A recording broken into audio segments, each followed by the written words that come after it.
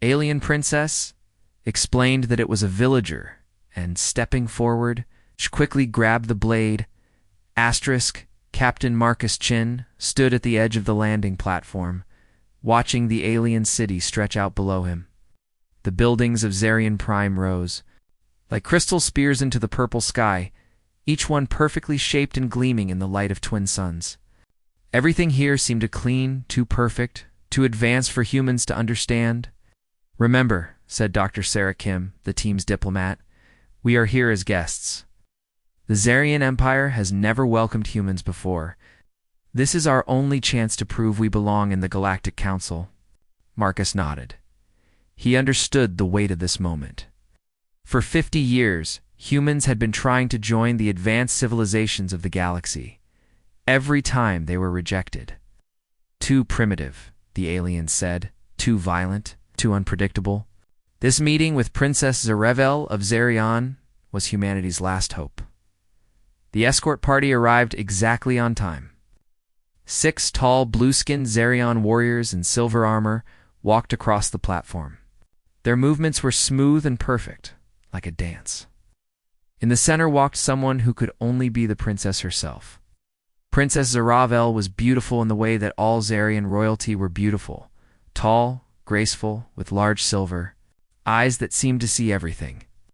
Her long white hair moved like liquid mercury, and her robes were made of fabric that shifted colors as she walked. She looked at the human delegation with the same expression someone might use when examining insects. "Humans," she said, her voice carrying easily across the platform. The translation device in Marcus's ear turned her words into English. "I am Princess Zarevel, 3rd daughter of the Crystal Throne. You may approach." Marcus stepped forward with Dr. Kim and the rest of their small team. They had practiced this moment many times. Every gesture mattered. Every word could mean the difference between acceptance and rejection.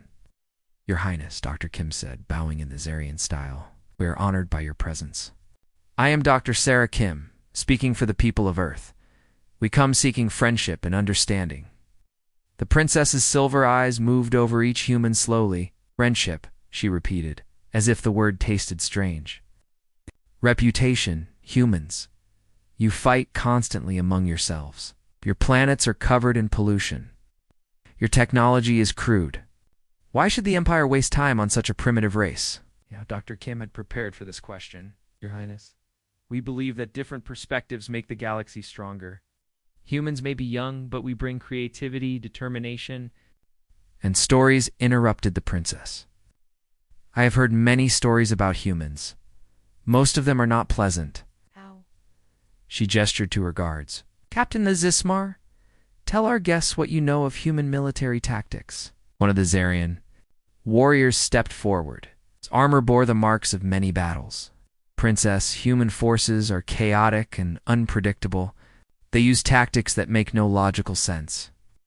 They throw away their lives for emotional reasons. They're dangerous because they cannot be understood or controlled." Marcus felt his jaw tighten. This was not going well. "And you, Scholar Venkel?" The princess continued, looking at another member of her party. "What do your studies say about human society?" A thin Zarian in dark robes answered immediately. "Princess, human civilizations rise and fall with disturbing speed. They create beautiful art and then destroy it in wars. They solve great problems and then create new ones. They are inconsistent." The princess nodded slowly. "Inconsistent, chaotic, primitive." She looked directly at Marcus. "Captain Chen, is it you lead the military portion of this delegation? What defense do you offer for your species?" Marcus had also prepared for this moment, but the prepared words felt small and weak in his mouth. "Your Highness, humans may be different from other species." "But different," the princess said softly. "Yes, you are certainly that." She walked to a small platform where several objects were displayed. Marcus recognized them as examples of technology from various species. There were perfect crystal matrices from the Zarian Empire, flowing metal sculptures from the Takavar Republic, and geometric art from the Symmetry Collective. Each species in the Galactic Council has brought something unique and valuable, the princess explained. Beauty, logic, harmony, efficiency? What unique gift do humans offer? Before Dr. Kim could answer, a commotion erupted at the edge of the platform. Zarian guards rushed toward a figure in rough brown clothing who had somehow made it past the security barriers. The person Marcus couldn't tell if it was male or female under the heavy hood was carrying something that gleamed in the sunlight. "Assassin," shouted Captain the Sismar, drawing his energy weapon. The hooded figure ran directly toward Princess Zaravel. The object in their hand was now clearly visible, a long curved blade that looked ancient and deadly. Princess's guards were fast, but the attacker was faster. Marcus's training kicked in. Without thinking, he threw himself forward, trying to reach the princess before the blade could find its target. But he was too far away, and the attacker was too close. The princess did something that surprised everyone. Instead of running or calling for help, she stepped forward calmly. Her hand moved with impossible speed, grabbing the attacker's wrist just as the blade began its downward arc. "Stop," she said quietly. The attacker froze. Slowly, the princess reached up and pulled back the hood, revealing the face of a young Zarian with desperate, frightened eyes. "Princess," the young Zarian whispered. "Please, my village. They said you would understand if someone could just reach you." The princess examined the blade in the attacker's hand. It was old and worn, clearly a tool rather than a weapon. "This is a farming blade," she said softly. "You are not an assassin." The young Zarian shook his head frantically. "No, princess. I am just a villager. My family sent me because the new mining laws will destroy our farms. We tried to send proper messages, but no one would listen to common people. This blade belonged to my grandfather. I brought it to show you what we will lose." Princess Zaravel looked at the simple farming tool for a long moment. Around the platform, her guards waited for orders. Human delegations stood frozen, unsure what this dramatic scene meant for their mission. The alien princess explained that it was a villager, and stepping forward, she quickly grabbed the blade, not to take it away, but to examine it more closely. Her silver eyes studied the worn metal, the careful repairs, the generations of use that had shaped it into something more than just a tool. "Tell me about your village," she said gently. The young villager's hand shook as he looked into Princess Zaravel's silver eyes. Around the platform, Zarian guards kept their weapons ready, but the princess raised her hand for them to wait. "My name is Kasrin," the villager said quietly. "I come from the northern valley, where my family has farmed for 8 generations. It's blade, ... He touched the worn metal gently. "This blade planted the first seeds in our soil 200 years ago." Princess Zaravel turned the farming tool over in her hands. The metal was dark with age and use. The handle was smooth from countless hands that had gripped it. Small repairs showed where different generations had fixed and cared for it. "Tell me about the mining laws," she said. Kestrin's voice grew stronger. 3 months ago, the Imperial Mining Council declared our valley rich in quantum crystals. They said all farming must stop within 1 year. They offered to move us to other places, but Princess ... His voice broke slightly. "The soil there is different. Our crops will not grow. Our knowledge means nothing in strange dirt." "Captain." This Ismar stepped forward impatiently. "Princess, this is not proper procedure. Citizens should file formal complaints through official channels." "This interruption of diplomatic meetings is, Captain," the princess said firmly. "I am listening to my people," continued Kesrin. Marcus watched this exchange with growing interest. Dr. Kim stood beside him, equally fascinated. This was not what they had expected from Zarian royalty. The princess seemed genuinely concerned about a simple farmer's problems. "We tried the official channels," Kesrin continued. "We sent documents to the mining council. We requested meetings with local governors. Every time, they told us the same thing. Progress requires sacrifice. The Empire needs quantum crystals more than it needs our food. And what do you think?" Princess Zaravel asked. "I think." Kestrin hesitated, then spoke boldly. "I think the Empire has forgotten that crystals cannot feed hungry people. I think progress that destroys everything valuable is not really progress at all." Silence fell over the platform. The Zarian officials looked uncomfortable. This kind of direct criticism was unusual in their carefully ordered society. Dr. Kim suddenly stepped forward. Your Highness, may I speak? The princess looked surprised but nodded. Dr. Kim, you may. On Earth, we faced similar problems many times in our history, Dr. Kim said. We learned that destroying agricultural communities for short-term resources usually creates bigger problems later. Scholar Venkel, the thin Zarian in dark robes, made a dismissive sound. Humans have no understanding of galactic economics. Your primitive farming methods cannot compare to imperial crystal mining operations. Marcus felt anger rise in his chest, but Dr. Kim remained calm. You're right that our methods are different, she said. May I ask how long do quantum crystal deposits usually last? The Northern Valley deposits will provide crystals for approximately 50 years, Venkel answered proudly. And after 50 years? Dr. Kim asked. We will find new deposits, the scholar said, but he sounded less certain. Dr. Kim turned to Kesrin. How long has your family been farming this valley? 8 generations, the young villager repeated. About 200 years. Before us, other families farmed there for 600 years more. 800 years of food production, Dr. Kim said softly, versus 50 years of crystal mining. On Earth, we call this sustainable thinking versus short-term thinking. Princess Zaravel studied Dr. Kim with new interest. Explain this concept.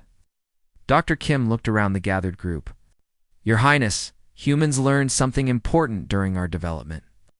Resources that can be used forever are more valuable than resources that disappear quickly. A farm that produces food for 800 years creates more total wealth than a mine that works for 50 years. Impossible, Scholar Venkel said immediately. Quantum crystals are worth millions of credits per unit. Farm products are worth almost nothing, are they? Dr. Kim asked. What happens to crystal prices when everyone has crystals but no one has food? Marcus watched the princess consider this question. Her silver eyes moved between Dr. Kim, Kesrin, and the farming blade in her hands. Continue your explanation. Dr. Kim, the princess said. Humans learn to think in what we call system thinking, Dr. Kim explained. Everything connects to everything else. You cannot destroy farming without affecting food supplies. You cannot affect food supplies without affecting population health. You cannot affect population health without affecting the economy and social stability. Captain the Zismar looked frustrated. Princess, this human philosophy is interesting, but it does not change the Empire's need for quantum crystals. Military defense requires advanced technology, said then. Gadazmar raises a good point, Marcus said, speaking for the first time since the villagers' dramatic arrival. Military defense is important. But may I ask, what good is advanced military technology if your own people are starving? The captain's blue skin darkened with anger. Humans question everything. You see problems where none exist. The Empire has fed its people successfully for 3,000 years. By conquest, Marcus said quietly. By taking resources from other worlds. But what happens when you run out of worlds to conquer? What happens when other species develop better defenses? Then you need internal resources like food production. Princess Zaravel walked to the edge of the platform, looking out over her crystal city. For long minutes, no one spoke. The twin suns moved higher in the purple sky.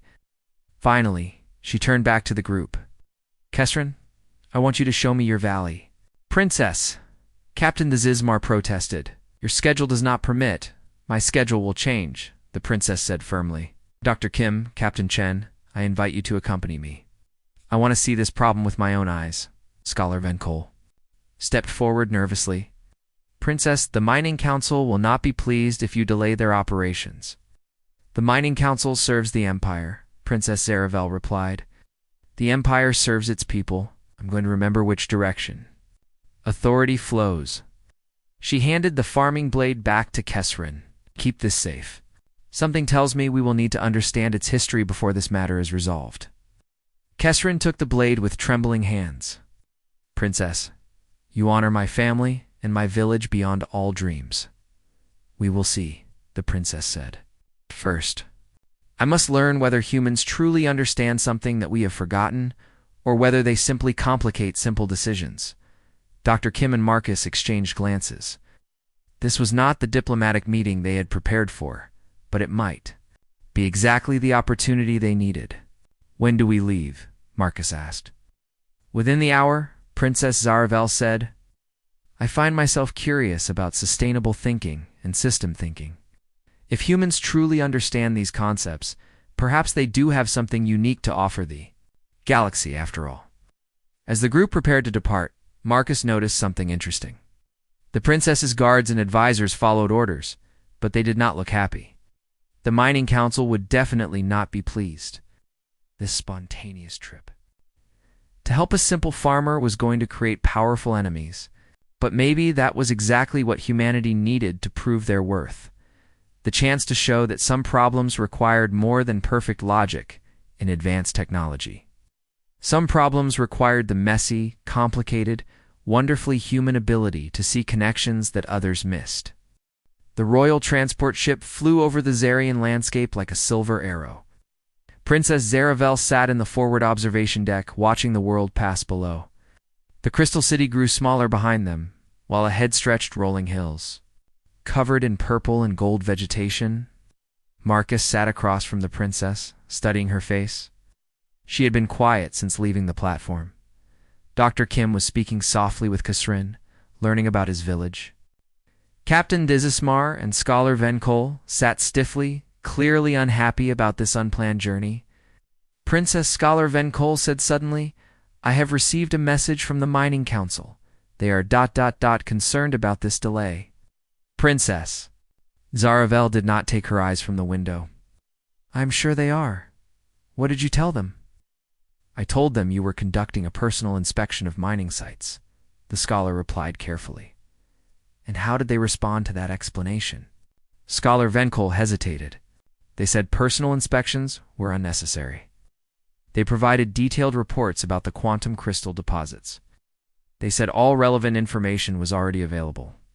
Dr. Kim looked up from her conversation with Kesrin. "With respect, Scholar Venkol, reports and reality are sometimes very different things." "Human thinking again," Captain Thesismar said with obvious frustration. "Everything must be questioned. Nothing can be trusted. This is why your species creates so much chaos." Marcus leaned forward. "Captain, may I ask you something? How many villages have you personally visited?" "I do not understand the relevance of that question," the captain replied. "I mean, as a military officer, how many communities have you seen with your own eyes?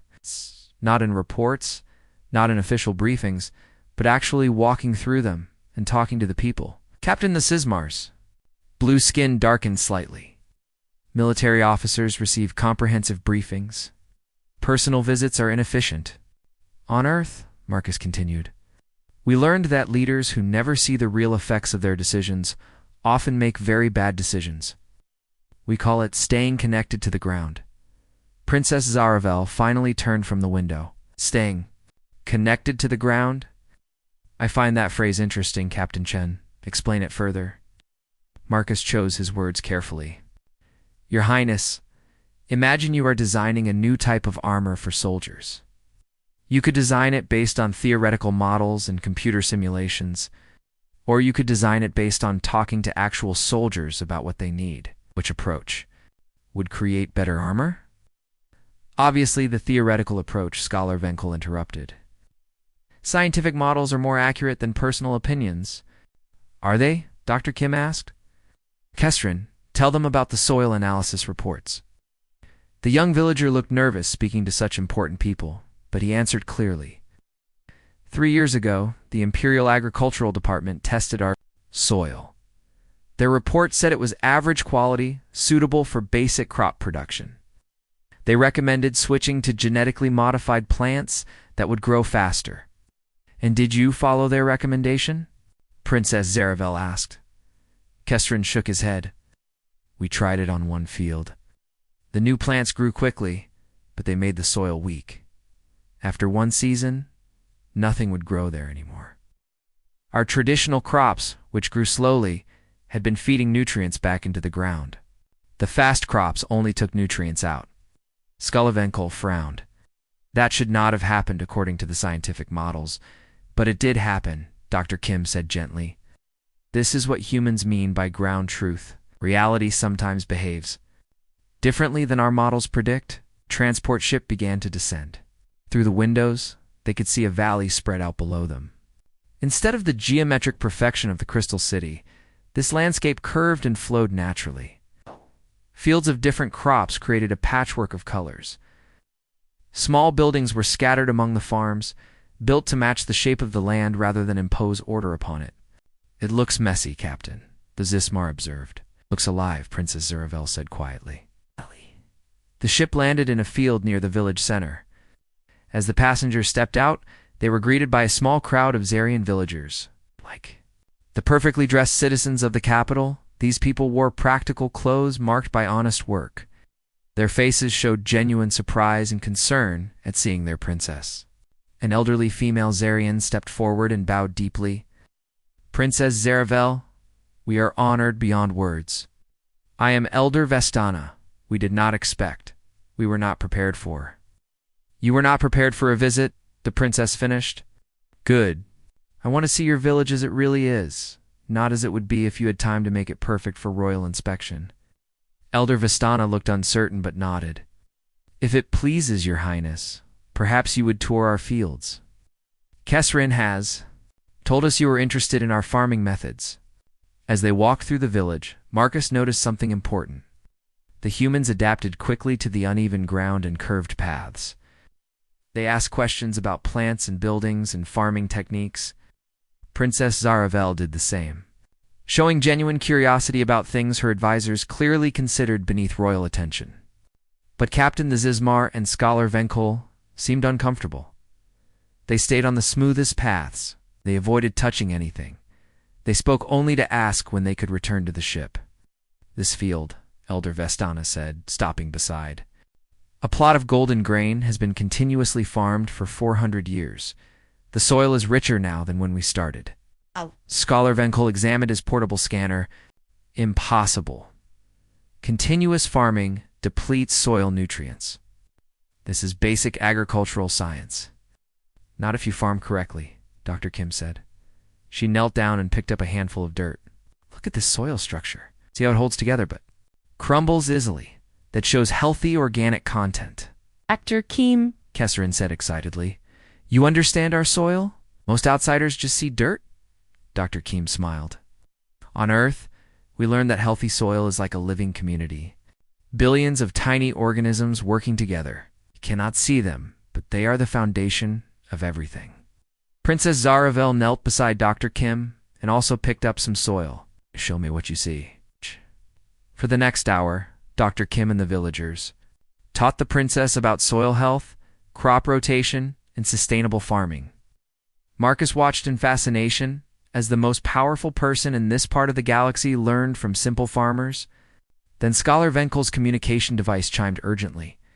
His face grew pale as he read the message. Princess, he said carefully, the Mining Council has sent an advance team to begin operations. They are already setting up equipment on the northern edge of this valley. Villagers looked frightened. Elder Vestana's voice shook as she spoke. Princess, they said they would wait for your decision. Princess Zaravel stood slowly, soil still clinging to her hands. Her silver eyes had grown cold. Did they now? Captain the Zismar? Contact the Mining Council immediately. Tell them to halt all operations until further notice. Princess Captain de Zismar said hesitantly. The Mining Council operates under direct imperial mandate. Your authority over mining operations is ... limited. For the first time since Marcus had met her, Princess Zaravel looked truly angry. My authority over the welfare of my people is unlimited. Contact them now. As the captain reluctantly made the call, Marcus realized that humanity's real test was just beginning. It was one thing to discuss theory and philosophy. It was another thing entirely to stand against powerful interests when the stakes were real. The princess turned to Dr. Kim and Marcus. It seems we are about to discover whether human problem-solving works when facing actual opposition. Are you prepared for that? Dr. Kim and Marcus looked at each other, then back at the princess. Yes, Your Highness, they said together. Good, the princess said, her voice hard as crystal. because the Mining Council has just made this personal. The mining equipment looked like giant metal insects crawling across the northern fields.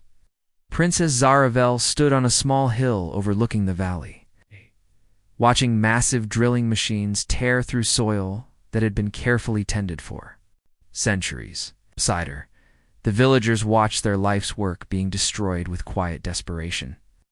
How long ago did they start? The princess asked Elder Vistana. 2 hours, Your Highness, the old villager replied. They arrived with official documents. We protested.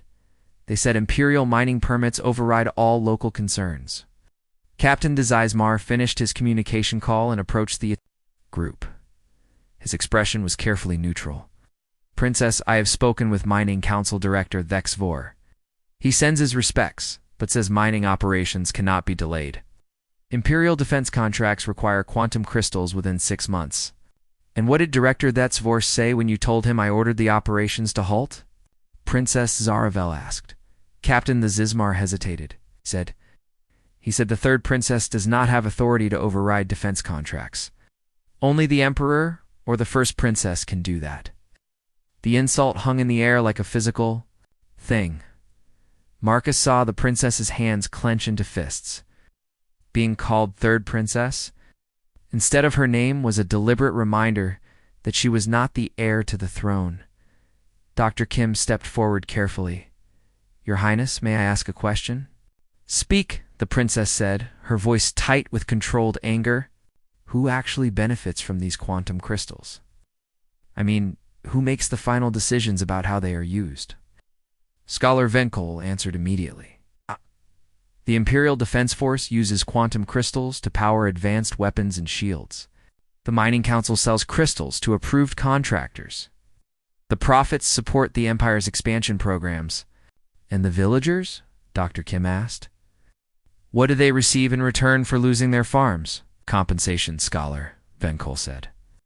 They will be relocated to suitable agricultural areas and given new land. Kesserin spoke up bitterly. Suitable. Land that grows nothing, new soil that knows nothing of our crops. They offer us money for what cannot be bought. Marcus watched the drilling machines work.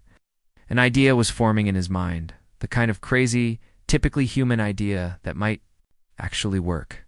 Your Highness, he said, what if there was a way to get the quantum crystals without destroying the farms? Everyone turned to look at him. Scholar Venkel made a dismissive sound. Impossible. Crystal extraction requires deep excavation. The mining process is incompatible with surface agriculture. Is it? Marcus asked. Dr. Kim? Remember the vertical mining project in Colorado? Dr. Kim's eyes lit up with understanding. The one where they extracted minerals from deep shafts, while keeping the surface intact? Yes, that could work here. Princess Zaravel looked interested. Explain this vertical mining. Marcus pointed to the drilling machines. Right now, they are strip mining. They remove everything from the surface down to the crystal deposits. But humans develop techniques to dig narrow, deep holes and extract minerals from below without disturbing the surface. The technology exists, Dr. Kim added, but it is more expensive and takes longer. Most companies prefer strip mining because it is faster and cheaper. Scholar Venkel shook his head. The Mining Council has already calculated the most efficient extraction method. Your human techniques would reduce profits and delay production, but they would save the farms, Princess Zaravel said quietly. Yes, Marcus confirmed. Villagers could continue farming while crystal extraction happens deep underground. Both needs could be met. Captain the Zizmar looked skeptical. Even if this vertical mining is possible, the Mining Council will never agree to more expensive methods. Their contracts specify maximum efficiency. Marcus smiled. It was not a particularly nice smile. Captain, that depends on how the contracts are written. Who decides what maximum efficiency means? The Mining Council, obviously, Captain the Zizmar replied. Are you sure? Dr. Kim asked. Princess, who actually owns this land? The Mining Council or the Empire? Princess Zaravel's silver eyes grew thoughtful. The land belongs to the Empire. The Mining Council holds extraction permits, not ownership rights. And who represents the Empire's interests in this valley? Marcus continued. I do, the princess said slowly, understanding beginning to dawn in her voice. Elder. Stana stepped forward eagerly. Princess, if there is a way to save our farms while still providing crystals to the Empire, we will support any plan you propose. The Mining Council will fight this, Scholar Venkol warned. They have powerful allies. Director Dexvoer has connections throughout the Imperial Court. Let them fight, Princess, Zaravel said. Her voice was growing stronger. I am beginning to understand something important about power and authority. Marcus nodded. Your Highness, humans learned long ago that true authority comes from serving people's real needs, not just following the most profitable plan. The princess looked out over the valley where her people had lived and worked for generations. Then she looked at the mining machines tearing up their fields. Finally, she looked at Marcus and Dr. Kim. Tell me exactly how this vertical mining works, she said. For the next hour, Marcus and Dr. Kim explained the technical details. The villagers listened eagerly, asking practical questions about how their farming would be affected. Even Captain Dezismar and Scholar Venkol seemed interested, though they continued to raise objections about cost and complexity. Finally, Princess Zaravel stood up. Captain Vizismar, contact Director Vixvor again. Tell him I am invoking my imperial authority as protector of this territory. All mining operations will halt immediately pending review of extraction methods. Princess, Captain Zismar said carefully. Director Vixvor will demand to know by what specific authority you make this order. Princess Zaral smiled. It was the first genuine smile Marcus had seen from her. Tell him I am acting under the Imperial Welfare Doctrine. Any activity that harms the long-term interests of Imperial citizens requires royal review. Since he claims I lack authority, he is welcome to appeal my decision directly to my father, the Emperor. Scholar Venkol looked pale. Princess, if you challenge the Mining Council and lose, the political consequences could be severe. And if I allow them to destroy my people's lives without trying to stop them, what kind of leader does that make me? The princess replied. She turned to Marcus and Dr. Kim. I need your help with something. Can humans provide technical advisors for this vertical mining project? Absolutely, Dr. Kim said immediately. We have engineers who specialize in exactly this type of extraction, and I need something else, the princess continued. I need you to teach my people how to think the way humans think, how to see connections between things, how to solve problems by looking at them from different angles. Marcus felt a surge of pride and hope. Your Highness, we would be honored to help. Down in the valley, the mining machines had stopped working. Mining Council workers were gathering around their equipment, clearly receiving new orders. Director, that Sfer would not be happy about this development. Princess Kesrin said quietly, You are taking great risks for simple farmers. Why? Princess Zaravel looked at the young villager holding his grandfather's farming blade. Because humans have taught me something important today. True strength is not about having the power to take whatever you want. True strength is about using your power to protect what matters most. She paused, looking around at all the faces watching her villagers, advisors, guards, and humans. And what matters most, she continued, is not crystal profits or military contracts or political advancement. What matters most is ensuring that 800 years of wisdom and hard work are not destroyed for 50 years of short-term gain. As the sun began to set over the valley, Marcus realized that something historic was happening. A princess was choosing her people over powerful interests. An empire was about to learn that there were more important things than efficiency and profit. And humanity had helped make it all possible, not through superior technology or military might, but through the simple human ability to see beyond immediate problems to lasting solutions. The real test would come when Director Thexvor and the Mining Council struck back. But for now, the farms were safe, and the princess had found her voice. Marcus looked at Dr. Kim and smiled. I think we may have just earned our place in the Galactic Council. Maybe, Dr. Kim replied. If we survive, what comes next? 3 days later, Director Thexvoer arrived in the Northern Valley with an impressive entourage. His ship was larger than the princess's transport, painted in the official colors of the mining council. When he stepped out, his golden robes and jeweled accessories made it clear that he was a very wealthy and powerful Zarian. Princess Zaravel met him in the village center, surrounded by villagers, human advisors, and her own guards. Marcus noticed that she had chosen to wear simple travel clothes rather than royal robes. The contrast with Director Thexvor's magnificent outfit was deliberate and striking. "Your Highness," Director Thexvor said, his voice carrying just enough respect to avoid open insult. "I am disappointed that you felt it necessary to halt vital Imperial operations without consulting proper authorities." "Director Vexvor," the princess replied calmly. "I am disappointed that you felt it necessary to begin operations without consulting the welfare of Imperial citizens." The director's expression grew cold. "Citizens serve the Empire, Princess. The Empire does not serve individual citizens. These farmers should be honored to sacrifice their small concerns for the greater good." Marcus stepped forward. "With respect, Director Thexvor, that attitude is exactly why empires fall." Director Thexvor looked at Marcus as if noticing an insect. "And you are?" "Captain Marcus Chen, representing Earth in the Galactic Council." "Candidacy process," Marcus replied firmly. "Ah yes, the primitive humans who think they understand galactic civilization," the director said dismissively. "Princess, surely you do not take advice from such a backward species." Princess Zaravel's voice grew dangerously quiet. "I take advice from those who offer wisdom, regardless of their planet of origin." Dr. Kim joined the conversation. "Director Thexvor, we understand your concerns about crystal production schedules. That's why we've brought a solution that meets your needs while protecting the farms." She gestured to a small group of humans who had arrived that morning. "These are mining engineers from Earth. They've reviewed the geological surveys and confirmed that vertical extraction is completely feasible here." Director Thexvor looked at the human engineers with obvious skepticism. "Vertical extraction is more expensive and slower than standard strip mining methods?"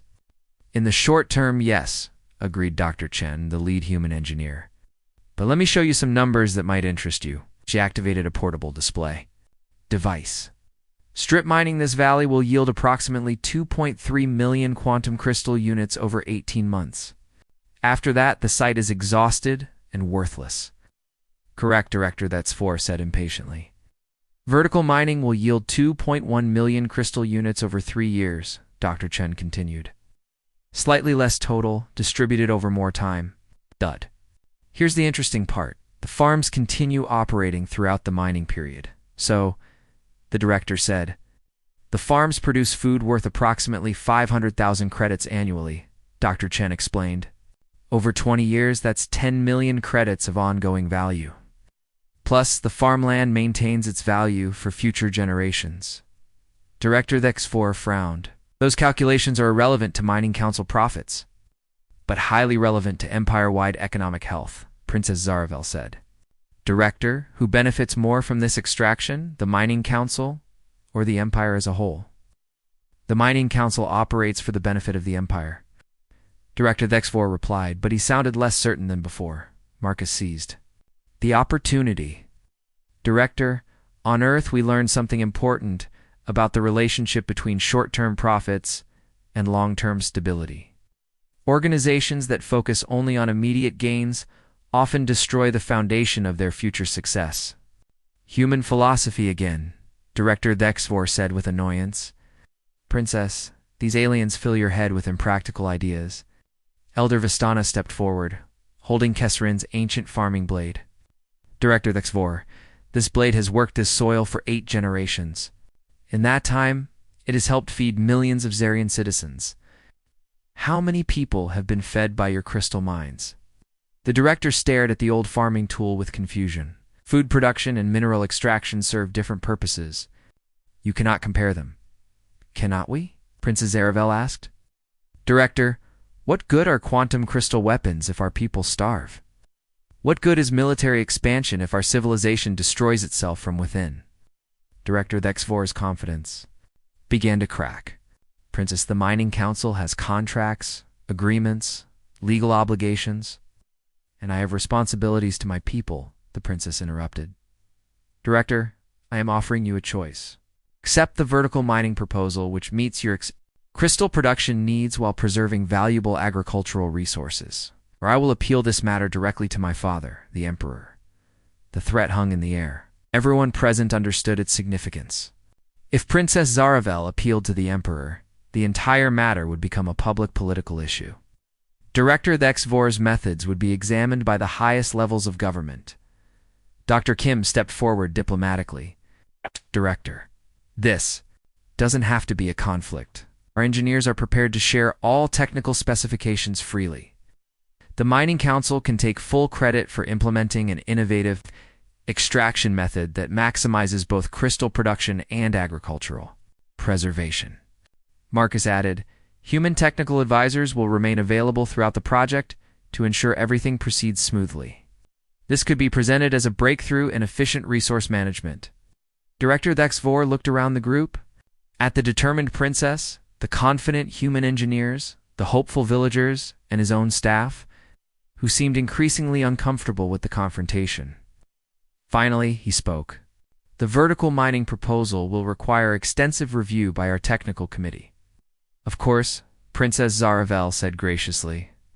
I am sure your experts will find the human engineering specifications quite thorough. And Director Thexvor continued reluctantly, if the technical review confirms feasibility, the Mining Council might consider modifying our extraction methods. Elder Vistana smiled. Director, you are welcome to inspect our farms anytime during the mining process. I think you will find that good soil produces many kinds of valuable things. 6 months later, Marcus stood once again on the platform at Zarian Prime. But this time, the circumstances were very different. Princess Zaravel, now known throughout the Empire as the People's Princess, stood beside him as they watched the first human ambassador's ship land. The vertical mining project had been a complete success. Crystal production targets were met on schedule. Farms continued to thrive, producing record harvests. Most importantly, other worlds in the Empire had requested similar projects, recognizing the value of sustainable resource extraction. Captain Chen, Princess Zaravel said, I have something for you. She handed him an ornate document sealed with the Imperial Seal. The Galactic Council has unanimously approved Earth's membership application, humanity's unique problem-solving. Abilities and commitment to long-term thinking are considered valuable additions to galactic civilization. Marcus accepted the document with deep gratitude. Your Highness, none of this would have been possible without your courage to challenge the system. In your wisdom to show me alternatives I could not see alone, the princess replied. Marcus, I have learned something important from working with humans. True leadership is not about having all the answers. True leadership is about listening to good ideas, regardless of where they come from. Dr. Kim joined them, carrying a small package. Princess, the villagers asked me to give you this. Inside the package was a new farming blade, crafted by the village metalsmith. The handle was carved with symbols representing both Zarian and human cooperation. Elder Vestana said this blade represents the idea that different tools, working together, can accomplish things that neither could achieve alone, Dr. Kim explained. Princess Zaravel held the blade carefully. I will treasure this. It reminds me that the most powerful force in the galaxy is not military might or economic dominance.